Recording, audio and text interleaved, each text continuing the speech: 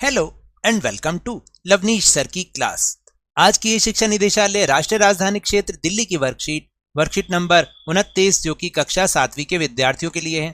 यह ली गई है विज्ञान विषय से और आज इसमें हम पाठ प्रकाश को समझने का प्रयास करेंगे और प्रकाश पाठ के अंतर्गत प्रकाश का परावर्तन कैसे होता है उसको इस वर्कशीट में समझने की कोशिश करेंगे। तो चलिए शुरुआत करते हैं मेरे साथ और समझने की कोशिश करते हैं। देखिए, पिछले पाठ में जब हमने ये जाना था कि प्रकाश सीधी रेखा में गमन करता है, आज प्रकाश की कुछ और क्वालिटीज़, उसकी कुछ और विशेषताएं, उनके बारे में हम जानेंगे। देखिए, यहाँ पर दो चित्र दे रखे हैं, अगर आप ध्यान से देखें इन दोनों चित्रों में आपको कुछ समानता दिखाई दे रही है।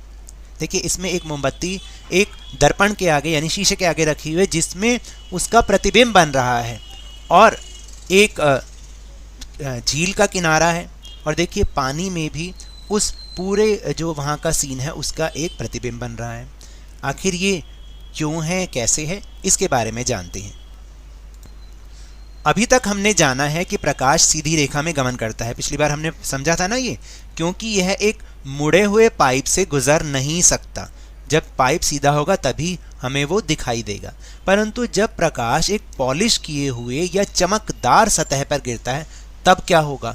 पॉलिश किए हुए यानी शीशे पर जब प्रकाश गिरेगा तो क्या होगा, या कोई ऐसी चमकदार सतह जिस पर वो गिर रहा है तब क्या होगा। देखिए, जब प्रकाश एक चमकदार सतह पर गिरता है तो उसके गमन की दिशा अथवा पथ बदल जाती है। कहने का मतलब है, जब वो चमकदार सतह पर प्रकाश गिरता है ना, तो उसकी किरणें टकराकर वापस हो जाती हैं, यानी उनकी दिशा बदल जाती है। वो आगे नहीं जाती, टकराकर वापस आ जाती हैं। उदाहरण के लिए स्टेनलेस स्टील की चमकदार प्लेट, बिल्कुल नई कोरी एकदम जो चमकदार प्लेट होती है, स्टील की चमकदार चम्मच और पानी की सतह भी प्रकाश की दिशा को बदल सकती है और ये सभी दर्पण की तरह व्यवहार करते हैं, यानी ये सभी हमें दर्पण की तरह प्रतीत होते हैं, क्योंकि जब हम इनमें देखते हैं तो हमें हमारा प्रतिबिंब नजर आता है। समझे? फिर दर्पण क्या होता है? कोई भी पॉलिश किया हुआ अथवा चमकदार पृष्ठ यानी कि सतह दर्पण की भांति कार्य कर सकता है। दर्पण क्या? जिसमें आप रोज देख के अपने सुंदर सुंदर बालों के स्टाइल बनाते हैं ना, दर्पण, शीशा, बिल्कुल सही। कैसे ये हो पाता है? आप अपना प्रतिबिंब कैसे देख पाते हो? अब आपको समझ में आ रही है कि जब प्रकाश की किरणें उस दर्पण पर गिरी या उस चमकदार सतह पर गिरी तो वो टकराकर वापस आपकी तरफ आई और आपको अपना प्रतिबिंब दिखाई देने लग गया। इसे ही प्रकाश का परावर्तन कहते हैं। देखा, पहले बहुत मुश्किल शब्द लग रहा था, परावर्तन, लेकिन अब परावर्तन का मतलब समझे कि परावर्तन का मतलब है जब प्रकाश की किरणें टकराकर किसी दर्पण से या चमकदार सतह से वापस आती हैं। तो दर्पण द्वारा प्रकाश की दिशा के परिवर्तन को क्या कहते हैं? प्रकाश का परावर्तन कहते हैं। यानी कहने का मतलब यह है कि जब दर्पण पर वो प्रकाश की किरणें पड़ी तो उसकी दिशा परिवर्तन हो गई, वो आगे ना जाके वापस लौट आई। तो अब आपको समझ में आया कि वस्तुएं हमें कैसे दिखाई पड़ती हैं। वस्तुएं हमें तभी दिखाई पड़ती हैं जब प्रकाश उनसे परावर्तित होकर यानी कि टकराकर हमारी आंखों तक पहुंचता है। यानी जब किसी चमकदार सतह पर या दर्पण पर प्रकाश की किरणें पड़ती हैं तो टकराकर सीधा हमारी आंखों में प्रवेश करती हैं और जिससे हमें अपना प्रतिबिंब वहां पर नजर आना शुरू हो जाता है। और समतल दर्पण में क्या क्या चीजें होती हैं? देखिए, समतल दर्पण में प्रतिबिंब हमेशा दर्पण के पीछे बनता है। यह सीधा होता है, वस्तु के साइज के समान होता है तथा यह दर्पण से उतनी ही दूरी पर पीछे होता है जितना कि वस्तु दर्पण के सामने है। देखिए, इसकी कई सारी विशेषताएं हमें समझ में आती है कि एक तो हमेशा दर्पण जो भी प्रतिबिंब होगा हमारा वो दर्पण के पीछे की तरफ बनेगा, बिल्कुल सीधा होगा, यानी जैसे हम खड़े होंगे प्रतिबिंब भी वैसा ही होगा। वस्तु के साइज के समान होगा, यानी जितना वस्तु का आकार होगा उतना ही उसका प्रतिबिंब बनेगा और उतनी ही दूरी पर बनेगा जितनी दूरी पर वो वस्तु रखी हुई होगी। अगर वो 2 मीटर की दूरी पर वस्तु रखी है तो दर्पण के अंदर भी 2 मीटर की दूरी पर ही प्रतिबिंब बनेगा। अगर वो 1 सेंटीमीटर की दूरी पर रखिए, 1 या 10 सेंटीमीटर की दूरी पर रखिए, तो दर्पण में प्रतिबिंब भी 10 सेंटीमीटर की दूरी पर ही बनेगा। तो चलिए अब हम इसको एक गतिविधि के द्वारा भी सीखते हैं कि समतल दर्पण से प्रतिबिंब का निर्माण कैसे होता है।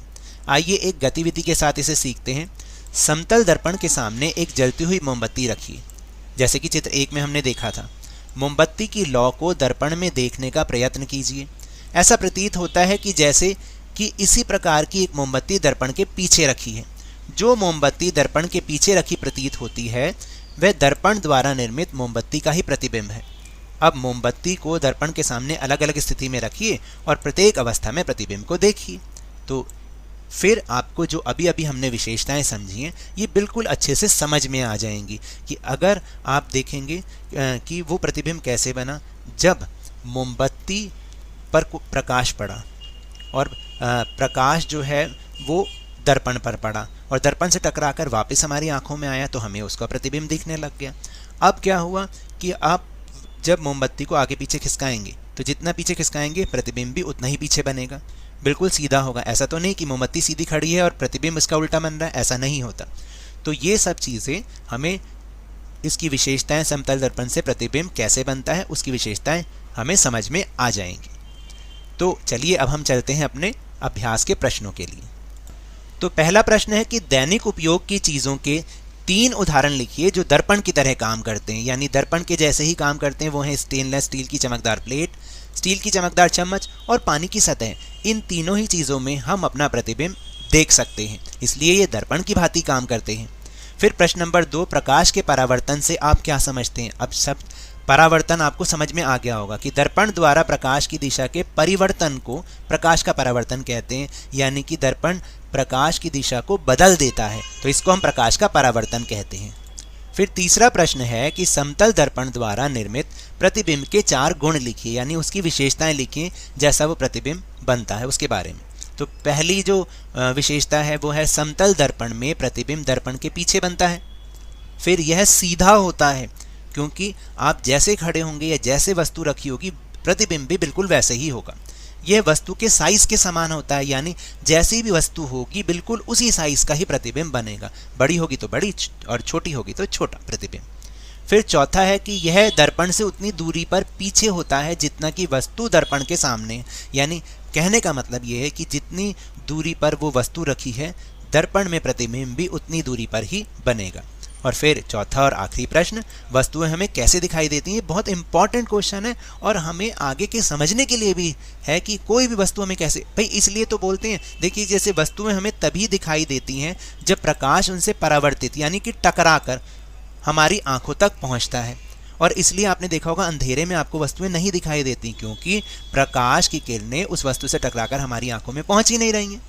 तो ये तो थी आज की वर्कशीट। अगर मेरे इस तरह समझाने से आपको थोड़ा सा भी समझ में आया हो तो इस चैनल को ज़्यादा से ज़्यादा सब्सक्राइब कीजिए, लाइक कीजिए और बहुत ज़्यादा शेयर भी कीजिए। और हाँ, मेरे साथ इसी तरह वर्कशीट को आसानी से समझते रहिए, लेकिन ध्यान और मन लगाकर पूरी मेहनत और लगन के साथ ऑनलाइन ही सही पढ़ते ज़रूर रहिए।